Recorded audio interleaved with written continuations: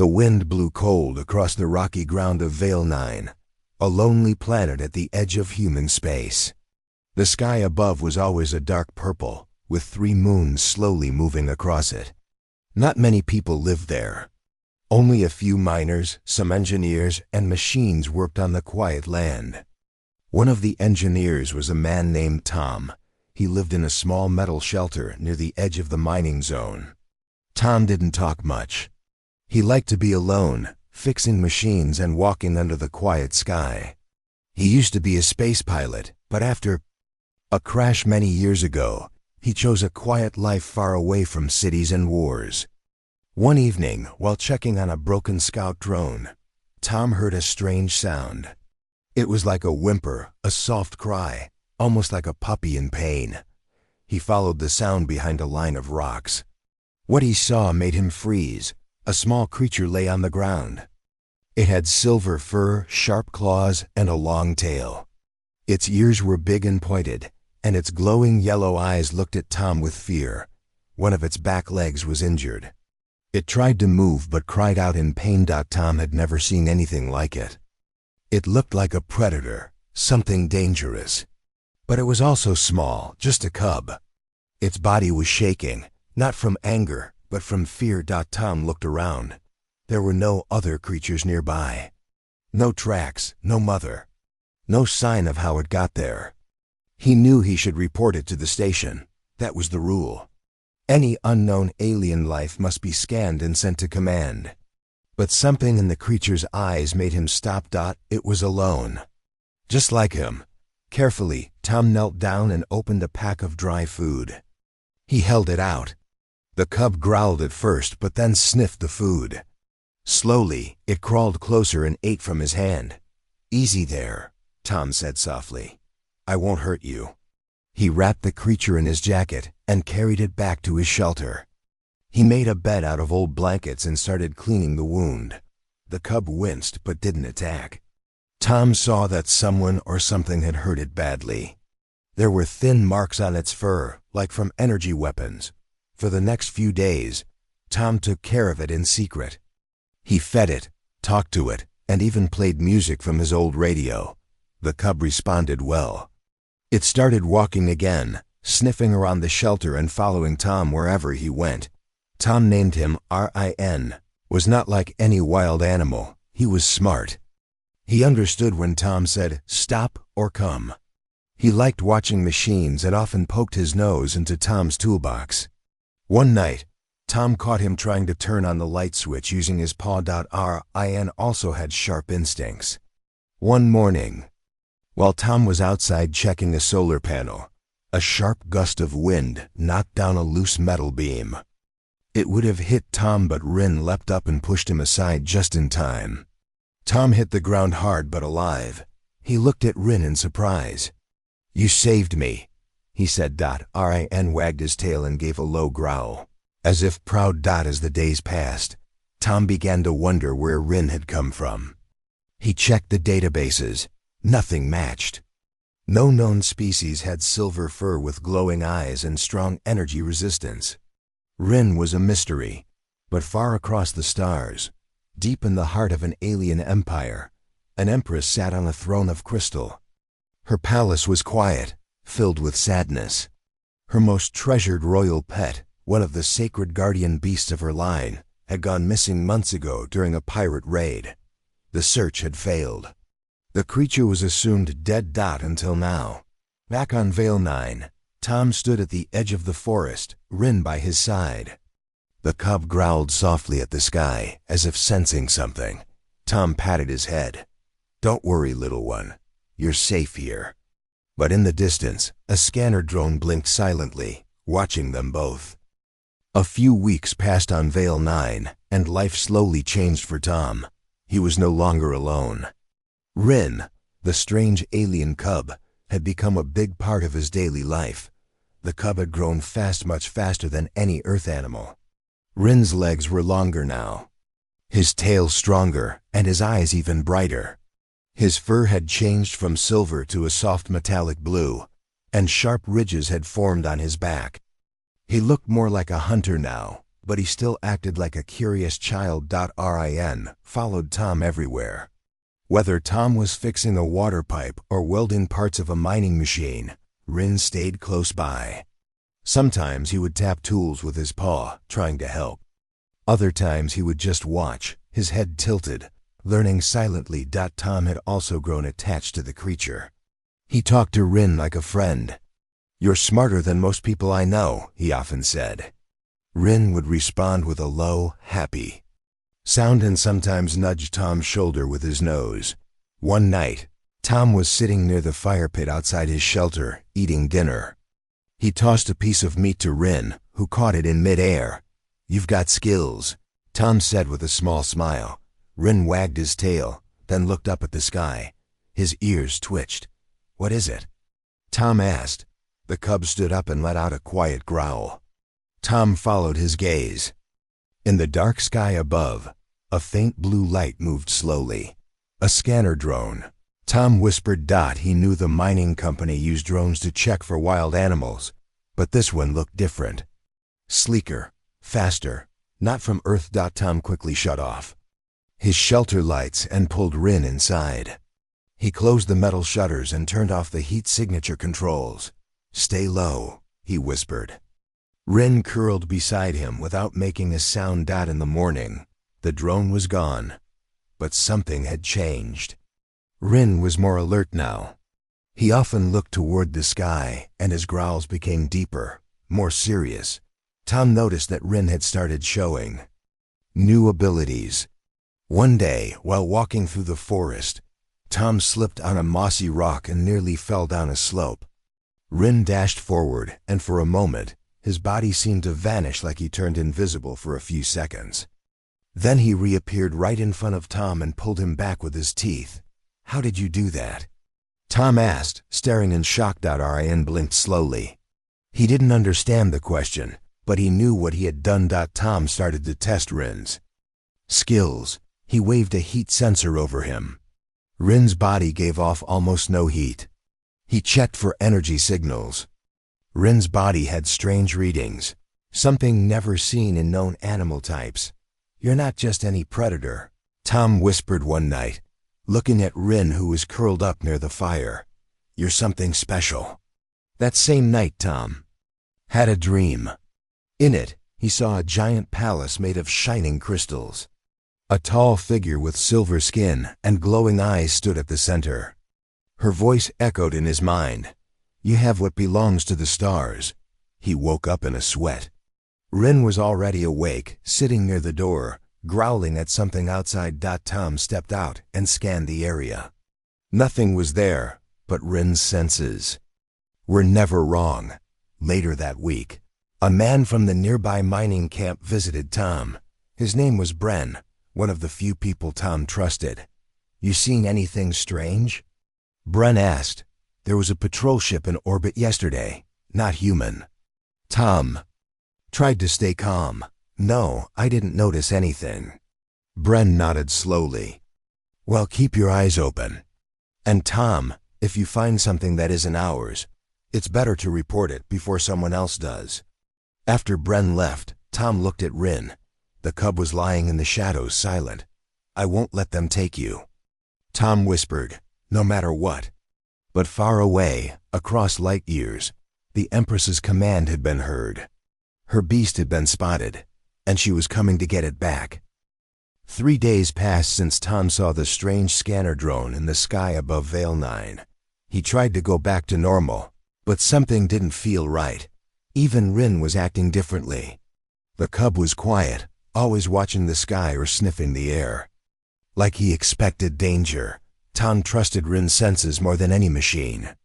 The creature could hear things from far away, smell trouble before it came, and see in the dark better than any camera. One night, Tom was outside checking the power grid when Rin suddenly growled a deep, warning sound. His fur stood on end.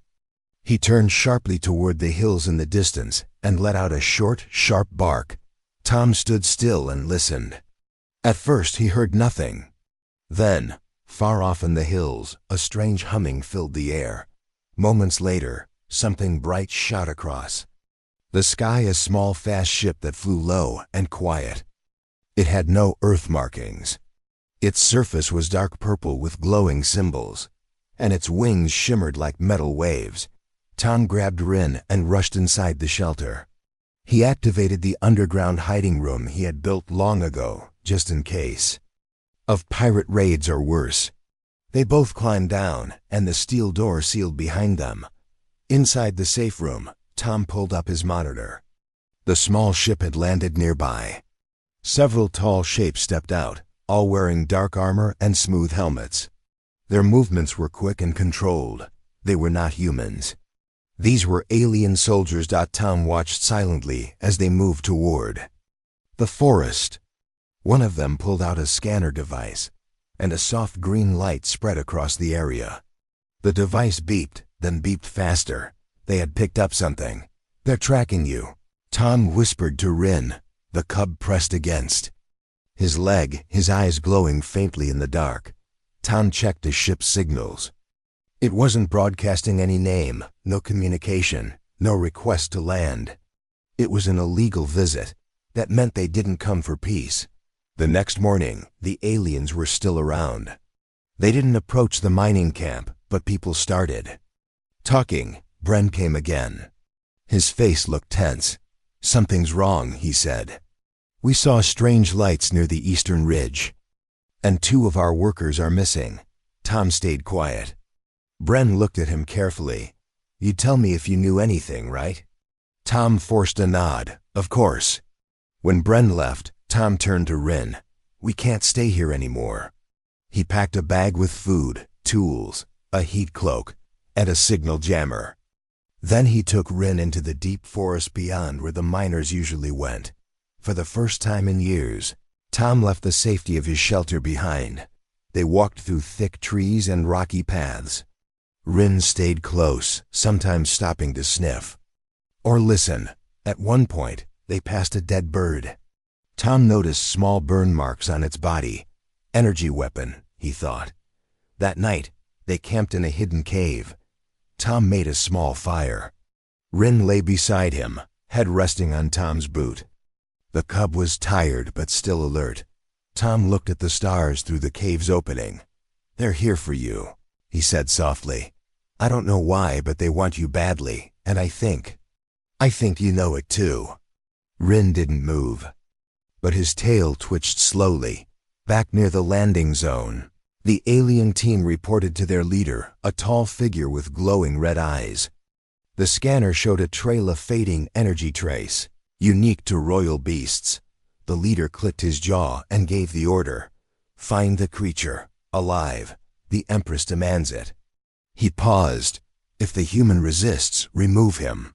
Far away, on the crystal world of the Empress, a soft chime rang across the throne hall. A royal guard stepped forward and knelt. "We have found the signal. The beast is alive." The Empress rose from her seat, her silver dress flowing like water. "Then bring him home," she said coldly. "No matter the cost." The forest on Vale 9 had never felt so silent. The birds were gone. Even the wind seemed to hold its breath. Tom moved carefully through the thick trees, his steps light, his breath slow. He held a small scanner in one hand and kept his other hand on Rin's back, guiding him gently. Rin's ears were up, and his eyes glowed softly in the dark. They had been walking for 2 days now, staying off paths, avoiding open spaces, and hiding from scanners. Tom had trained as a survivalist long ago, and now that training was keeping them alive. The alien soldiers were fast, quiet, and skilled. Tom had seen their tracks, deep prints with sharp edges, and sometimes black burn marks from their boots. They didn't leave trash or signals, just signs of precision. "They're getting closer," Tom said quietly. Rin gave a low growl in reply. His nose twitched, picking up something in the wind. Suddenly, Rin stopped and crouched low. Tom did the same. A sound came through the trees like air tearing apart. A scout drone zipped by above them, scanning the area with a green light. Tom quickly pulled the signal jammer from his bag and activated it. The drone's light flickered and turned away, confused. They waited in silence until the drone left. Then Tom looked at Rin. "We can't keep running forever," he said. "We need a new plan." That evening, they reached an old abandoned outpost built long ago by survey teams. The walls were falling apart, but it had a basement and working. Tom set up a new hideout and checked the sky with his long-range scanner. There were now 3 alien ships in orbit. That meant more hunters on the ground. "They've sent more troops," he muttered. "They really want you back." He sat beside Rin and looked into his glowing eyes. "What are you, little one?" Rin tilted his head. He didn't understand the words, but he understood the emotion behind them: worry, fear, and trust. Later that night, Tom heard a strange sound from outside. Not a machine, a howl. Long and sharp. It wasn't Rin. He stepped outside carefully and looked toward the trees. Shapes moved in the darkness, alien hounds. They were large, fast, and bred for hunting royal creatures. One of them sniffed the air, then let out a loud screech. Tom ran back into the outpost. "They found us." Rin stood ready, eyes glowing like fire. His body tensed, and the ridges on his back began to shine faintly. The hounds reached the door and began to claw and slam into it. Tom grabbed the flare gun and pointed it at the roof. He fired into the sky a red flare. The emergency call for human colonies. Then the door burst open. One hound leapt in, jaws wide. But before it could land, Rin moved so fast he became a blur. He slammed into the beast and knocked it across the room. Tom watched in shock. Rin's body shimmered, turning half invisible for a second. His roars were deep and powerful. Another hound entered, but Rin was ready. He slashed it with his claws, and a burst of blue sparks flew out. Then came the alien soldiers, 3 of them. They aimed their weapons, shouting in a strange language. Tom grabbed his old blaster from the wall and fired a warning shot. "Back! Off!" he yelled. Rin stood between Tom and the soldiers, growling like thunder. The soldiers paused. One of them raised a scanner. The device beeped fast and loud. "This is the royal beast," the alien soldier said through a voice translator. "Return it, now." "No," Tom said, voice firm. "He stays with me. You have no right." Tom looked at Rin. "He chose me." The lead soldier raised his weapon, but before he could fire, a bright light flashed in the sky.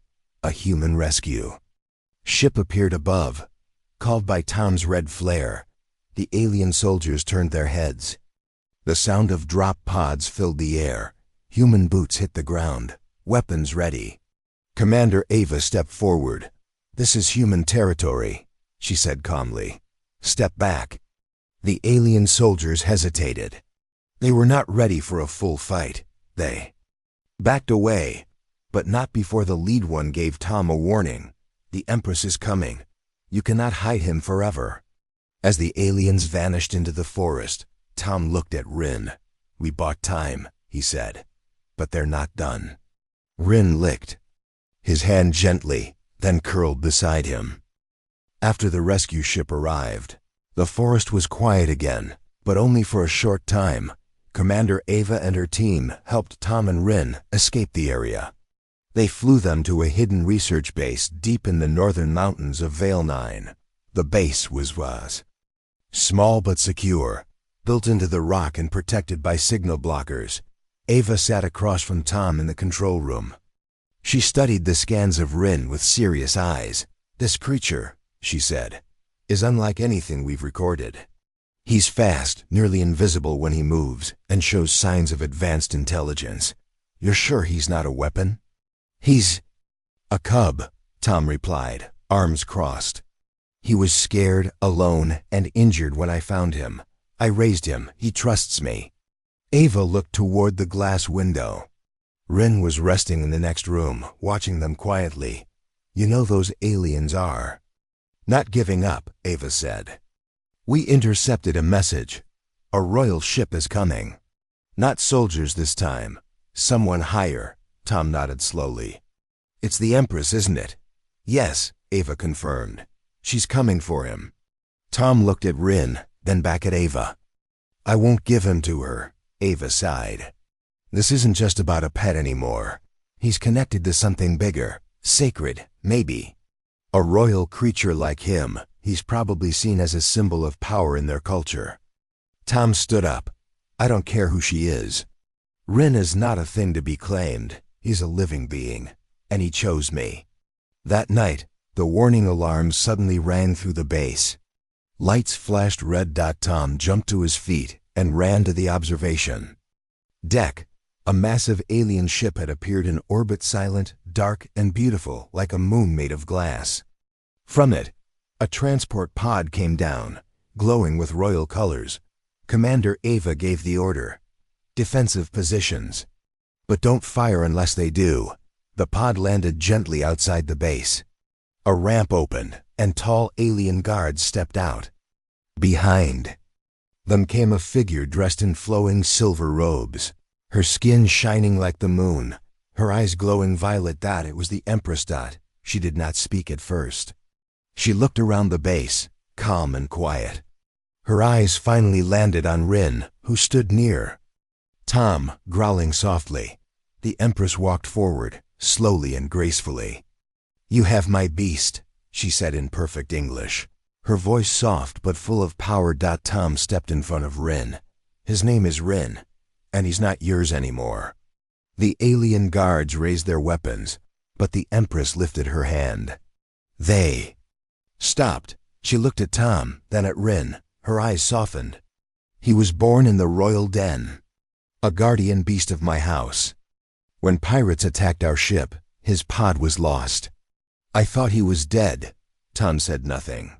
Rin stayed close behind him. I searched for him, she continued, for many months. He is not just a pet. He is part of our legacy. Tom finally spoke. He nearly died. I saved him. I raised him. Not because of legacy, but because he needed someone. I didn't know who he was. I just knew he mattered. The Empress walked closer. Let him come to me. If he remembers who he is, he will return. Tom looked down at Rin. It's your choice. The room went quiet. Rin looked at the Empress, then at Tom. His eyes narrowed. He slowly walked forward, then stopped halfway. He turned, walked back to Tom, and placed his head against Tom's chest. The Empress's eyes widened. A whisper moved through her guards. No royal beast had ever rejected the Empress before. He is chosen, she said softly. Ava stepped forward. What happens now? The Empress paused. The old laws say a royal beast may choose its bond. If he has bonded with the human, then so be it. She turned to Tom. You are now part of our history, beastkin. That title holds weight among my people. Tom didn't care about titles. He just looked at Rin and smiled. As the Empress left with her guards, she gave Tom one last look. You may have raised him, but he also raised you. Tom nodded. You're right. The alien ship was huge and quiet inside, like a floating palace. The walls glowed softly, and the air felt cool and clean. Tom walked slowly beside Commander Ava and two royal guards. Rin walked close to Tom's leg, alert but calm.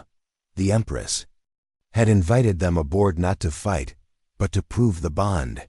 She had called for a royal circle, a special trial where the sacred beasts chose their true partner. No weapons were allowed. Only truth, loyalty, and instinct mattered. Tom wasn't sure what to expect. He had never stood before a ruler or visited another species' ship. Still, he wasn't afraid. Rin had chosen him. That was enough. They reached a wide round room in the heart of the ship. Its floor was smooth like glass. Above them, stars shone through a transparent ceiling. Around the circle stood alien nobles and guards, all watching silently. At the far end, the Empress stood, dressed in new ceremonial robes of silver and white. She looked at Tom and Rin, her eyes calm but serious. This is the circle of choice. She said, Here, the royal beast will decide with whom he belongs. No words, no force, only truth. Tom nodded. Rin stepped into the center of the circle. Another figure entered, tall, strong, and dressed like a royal beast trainer. He was the Empress's cousin and believed the beast should return to the Empire. He knelt, calling gently to Rin in their native tongue. Rin turned his head but did not move. The trainer stepped closer and placed down a shining crystal bowl. The scent of royal food filled the air. "Come, Guardian," he said. "Come back to your true place." Rin sniffed the air. His tail flicked once. Then Tom was told to step forward too. He said nothing. He didn't call out. He just stood quietly, watching Rin with soft eyes. The room held its breath. Rin looked at the trainer, then at the food. He turned slowly, then walked in the other direction. He walked straight to Tom. When he reached him, he placed his head gently against Tom's hand. Gasps filled the chamber. Even the Empress's eyes widened. The trainer stepped back, defeated. "He has chosen," said the Empress, her voice full of awe. Tom knelt and hugged Rin softly. "You did good, buddy." One of the alien nobles stepped forward. "But he is not one of us. How can a human hold the bond of a royal guardian?" The Empress lifted her hand. "Because this bond is not built by blood or birth. It is built by care, trust, and loyalty. And this human gave all of that." She turned toward Tom. "You are now beastkin, recognized by our empire. You may live freely, protected by our law." Tom stood, surprised. "What does that mean exactly?" "It means," she said, "you and Rin are family now in the eyes of the stars." Later, in the royal garden chamber, Tom stood with Ava. As the ship moved slowly through space, "I didn't expect all this," Ava said with a smile. "You just wanted to fix mining drones. Now you're part of an alien legend," Tom chuckled. "I didn't ask for any of it. I just couldn't leave him behind." Rin played nearby, chasing small floating light creatures in the grass. "He saved me from being alone," Tom added. "And maybe I saved him from the same." The Empress joined them quietly. "There is one last thing," she said. "Would you consider visiting our world? Let our people see the bond. Let them learn." Tom looked at Rin, who barked joyfully and ran in circles. "Only if Rin agrees," he said. The Empress smiled. "He already has." As the stars passed above and the alien ship glided forward, Tom realized something deep inside sometimes. Family isn't who you're born with. It's who chooses to stay with you, no matter what. Weeks passed since the royal trial aboard the Empress's ship. The story of the human and the sacred beast spread across stars like fire through dry grass. Every world under the Empress's rule now spoke of the strange bond between a quiet human and the powerful royal cub. Tom and Rin became more than just a man and his companion. They became a symbol, but Tom was not one for fame. He thanked the Empress and politely asked to return to Vale 9. He didn't want royal palaces or golden armor. He just wanted his home, his tools, and the peace of the wild forest. The Empress understood. She gave him a small gift before he left. A silver pendant marked with her seal. It would protect him across her empire. Anyone who saw it would know he was beastkin, the one chosen by the royal guardian. When Tom stepped off the ship and placed his boots on Vale 9 soil again, he smiled. The sky was still dark purple. The wind still sang through the trees. And beside him, Rin leapt down happily, tail wagging and eyes bright. "Home again," Tom whispered. Rin barked and ran in circles before chasing a windblown leaf. Back at his shelter, Tom found it just as he left it, quiet, dusty, and peaceful. He opened the windows, reconnected the power, and smiled at the soft hum of his machines. Rin curled up near the fire, as if nothing had changed, but much had changed. Week later, a transport ship arrived carrying a small team of alien visitors, scholars, artists, and children. They had come not for war or conquest, but to see, to learn, The Empress had allowed it. Ava also returned briefly to check on Tom. She watched as alien children laughed while feeding Rin, who gently played with them like a giant puppy. "You've started something, Tom," she said. Tom sipped tea from a metal cup. "I didn't mean to." "I know," Ava smiled. "That's why it matters." Every few weeks new visitors came. Some were from alien worlds. Others were humans from nearby colonies. All wanted to understand how a hunter and a human became more than just friends. They became family. One visitor, a teacher from the crystal city of Troll, told her students, "This bond proves that kindness travels beyond species, beyond planets. Even in the coldest stars, warmth can grow." But peace didn't mean an easy life. Tom and Rin still had to deal with storms, broken machines, and the occasional wild beast. They lived simply, side by side. Rin was much bigger now, as tall as a full-grown lion, with armor-like scales along his back and deep glowing eyes. But he was still the same cub at heart. He still chased falling leaves, still tried to copy Tom's tool work, and still lay beside his bed every night. One evening, Tom stood outside, looking at the stars. Rin sat beside him, tail slowly moving. "Remember when I found you?" Tom asked. "You were so small, so scared." Rin leaned against him gently. "I thought I was helping you," Tom continued, "but I think you helped me more." Far above, the Empress sat on her throne and watched a new star map. A glowing dot marked Vale 9, now labeled home of the Beast Kin. She smiled and whispered, "May their story never be forgotten." Back on Vale 9, Tom hung the silver pendant beside the door of his shelter. Not for glory, not for show. Just as a quiet reminder. A reminder that sometimes the smallest choice offering help, showing care, standing firm can echo across the galaxy. And somewhere deep in the forest, a new royal beast cub was born, glowing eyes opening for the first time. The story was not over. It was only just beginning. The end.